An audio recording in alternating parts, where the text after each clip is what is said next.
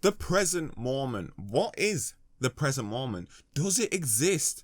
Or is it all a facade? No, it does exist. The present moment does exist, and the present moment is a great place to be. It can allow you to find happiness. It can allow you to find a sense of inner peace, tranquility. It allows you to have clarity, and it allows you to appreciate life, and it allows you to appreciate the small things in life and find beauty in small things in life. And when you can find beauty in the small things in life, you can find beauty in the bigger things in life. And the present moment can make you realize that, hey, this world is terrible, right?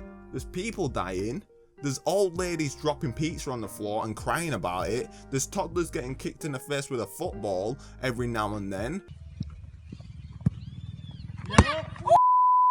There's squirrels getting their nuts trapped in in fences, right? Yeah, this world is terrible, but however, it's not all doom and gloom. That's what the present moment can do. It can help you find your inner peace, tranquility, can make you a lot happier, and it can make you appreciate life and embrace life. Too many people are living for the weekend. It hits Monday and they're like, oh, I can't wait for Friday so I can get off work, or oh, so I can get off school. And then when Friday comes, they want to go to Saturday because they're going to a party where they're going to down 7 shots of tequila and try and get every girl in the nightclub possible home with them. And then they want to get to Sunday so they can have a nice roast dinner that Nan made them. And then it comes Monday, they want to go back to Friday. And people complain, oh, life's too short. Well, life's going to be too short when you're only living 3 days out of the week. When you're only living for Friday, Saturday and Sunday, life's going to feel hella short compared to if you embrace every single day. And that's what the present moment can do. So let's talk about the present moment, and let's talk about how to become present.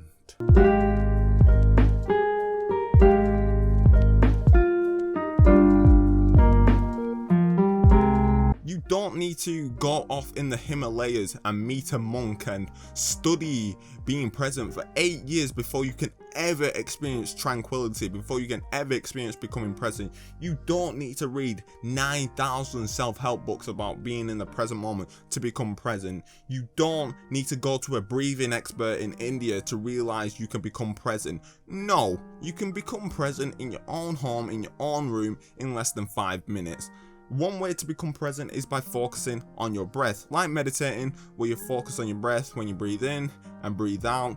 You want to do that, but the difference is you want to focus on everything to do with that. So when you breathe in, you want to focus about how much your lungs can take and how your lungs are expanding and how the cold air hits your nose as you breathe in. And then when you breathe out through your mouth, you want to feel your lungs deflate slowly, and you want to feel how the cold air that went in has now become warm air as it's going out. Try it right now and try how the cold air goes in and the warm air comes out, and how your lungs expand when you breathe in and how your lungs deflate when you breathe out.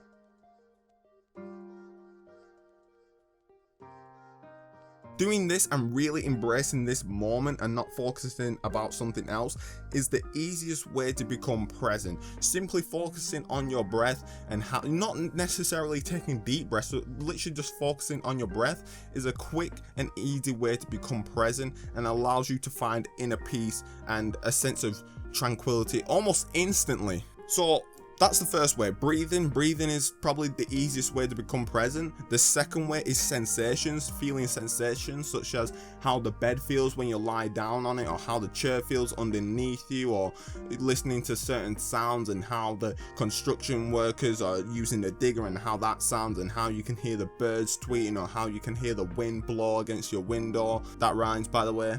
Or how you can hear your TV or your Xbox or your computer making noise, or how you can hear your parents or your girlfriend or whatever making noise around the house, how your clothes rustle whenever you move. These type of things is another way to become present, just by simply being aware of what's around you. Feel the experiences you are experiencing, feel the warmth in your body, feel the coldness in your body, notice which parts of your body are warm or cold, listen for sounds that are going on in the world. And this is another way to become really present. Our brain is very, very, very good at blocking out things it deals as nonsense, because if our brain was to take everything in consciously, your head would explode instantly.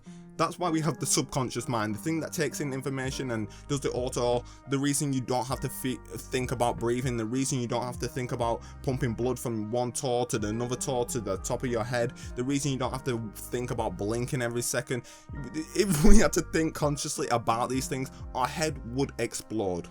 Bruh. So our brain is very good at eliminating all the noise, but sometimes it's good to bring that noise in to allow us to become present. So that's how you can become present. Breathing and listening to sounds and feeling sensations are the easiest ways to become present. You don't need to go into the mountains. You don't need to ditch everything you've ever had and just go into the mountains and hum for 8 hours to become present. No, you can do them steps in your own home, in your own room to become present.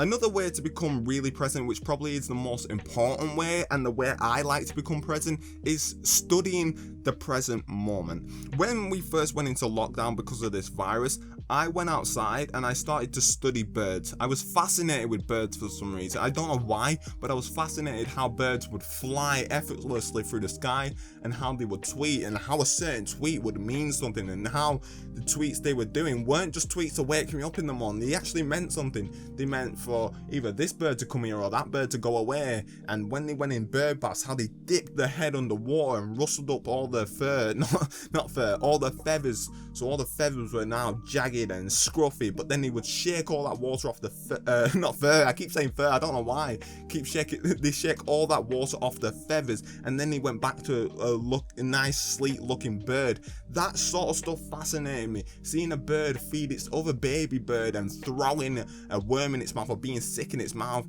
I don't know why, but it fascinated me and it allowed me to be present. And when I was focusing on that stuff, when I was looking at birds and how they moved and how they flew around the air, flew around the sky effortlessly, and how they took a bath and how they fed the baby birds, I didn't have any problems. I wasn't thinking about whether this girl messaged me or not. I wasn't thinking about whether I'm going to be able to make a certain payday. I wasn't thinking about whether I had enough money to do something or whether my mate still likes me. I wasn't thinking about whether I look good or not. I was just focusing on this bird, and that allowed me to just embrace life, find that sense of inner peace. Even if it's for only 2 minutes, I felt a sense of clarity and I felt like life isn't as bad as people are making it out to be.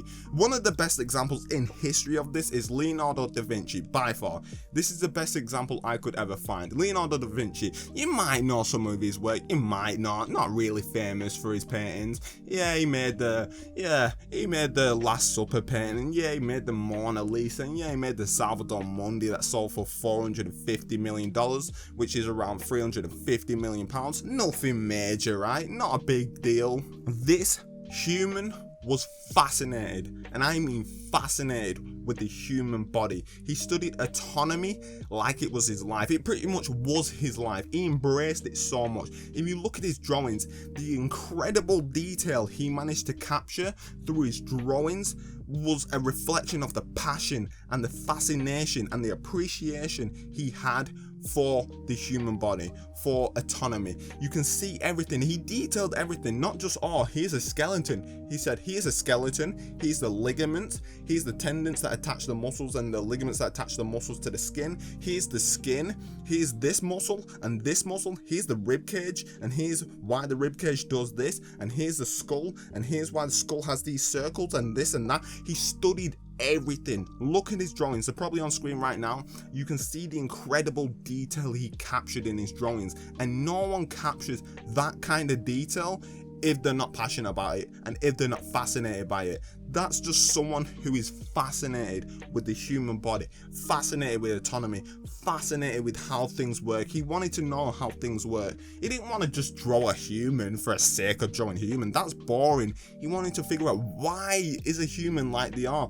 Why does a human move the way they are? Oh, a human moves his finger like this because this ligament and this muscle is connected to this, and this vein does this, and this muscle does that. He wanted to know everything. He wanted to know why humans are shaped the way they are. So he studied the skulls, the skeletons. That's just a guy who's passionate and fascinated with the human body. And that's someone who's just studying the present moment. I think he used to go to morgues or something and just draw bodies, dead bodies. It might have been a bit weird, like there's just a family there grieving over the lost loved one, and in the corner's just an old man drawing, wide-eyed, just drawing the dead body. It might have been a bit creepy, but this was just a guy who was fascinated with the human life, with the human body, with autonomy. And I think that is a great example of someone who's fascinated with being in the present moment and studying the present moment. I doubt Leonardo da Vinci was worried about what meal he was gonna have when he went home, when he was drawing these kind of drawings, or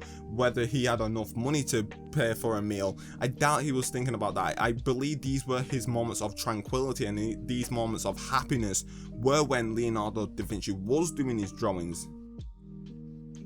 This was his passion. This was something he loved to do. He loved to study stuff. He loved to study the human body, and there's no way he was depressed while doing all this. He must have been happy. You don't study this thing if you don't love to do it, and when you love something, you're usually happy doing it. So you can do the same. You don't have to go into credible detail like Leonardo da Vinci did with human bodies, but you can study anything in this world. You can study and appreciate. Whether it's you're going to be like me and study how birds feed the other birds and how they fly through the sky effortlessly and how they take baths. You can study clouds and how the clouds form and how the clouds have different shades to them and how the clouds can either look happy or angry and how the clouds move effortlessly through the sky without any resistance. You can study the wind and how the wind sounds and how the wind can take anything it wants with it and how it blows certain trees certain directions and how leaves flow effortlessly through the wind. You can study anything. You can study ants and how ants pick up a piece of dirt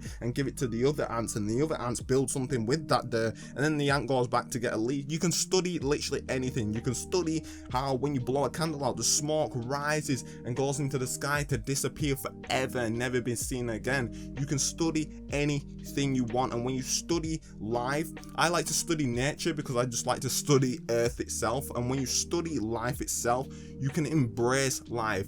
And then even if you just study for 5 minutes, it can feel like an hour. Just really focusing on why something works and why it looks the way it does and why it moves the way it does is a great way to not only embrace life, but it's also a great way to find inner peace and tranquility. And the reason for that is because when you are seriously focused on that one thing, whether it is studying an ant, whether it is studying a bird or the human body, you can't be focused on, oh, I wonder if Jessica likes me. You know, I sent her a message 5 hours ago, but she hasn't replied. You're not focusing on that stuff. You're not focused on whether or not you're going to have enough money for the weekend. You're not focused on whether you did well enough in your school to get the grades you wanted. You're not focused on your dreams or anything like that. You're just focused on that moment, and that's the beauty of it.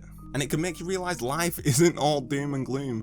When you look at how a bird lives life, you realize, okay, life isn't as bad as I once thought. When you look at the clouds and how they look happy and effortlessly flow through the sky and how the sun's nice and bright and makes everyone a little bit more happy, you realize, life isn't as bad as I think it is. When you look at a flame and all how hot a flame is and all the different colors in one single flame and how a candle produces a certain smell and that certain smell affects your body this way, it makes you just appreciate life, and it makes you realize life isn't that bad, and it takes your mind off any worries you have and gives you a sense of clarity so you can actually breathe in a world that's so chaotic. That's what the present moment can do. That's what appreciating the present moment can do more specifically. And when, like I said, when you can find beauty in the small things, you can find beauty in the larger things. I remember just like planting pea pods, right? And I was fascinated by how pea pods grew. And then I was like, well, how does mint grow? And I was fascinated by how mint grew. And then I was fascinated by how pineapples come from the ground. And I didn't think pineapples came from the ground. I thought they came from trees. And that kind of stuff, once you appreciate one thing, you can usually appreciate another thing. If you can appreciate an apple, you can appreciate a banana. If you can appreciate a banana, you can appreciate an orange. And when you can appreciate fruit, you can appreciate vegetable. And when you can appreciate vegetable, you can appreciate nature. And when you can appreciate nature, you can appreciate life. You know what I'm saying? It builds up. You can appreciate a lot more things when you find beauty in the smaller things. So that's all I have to say.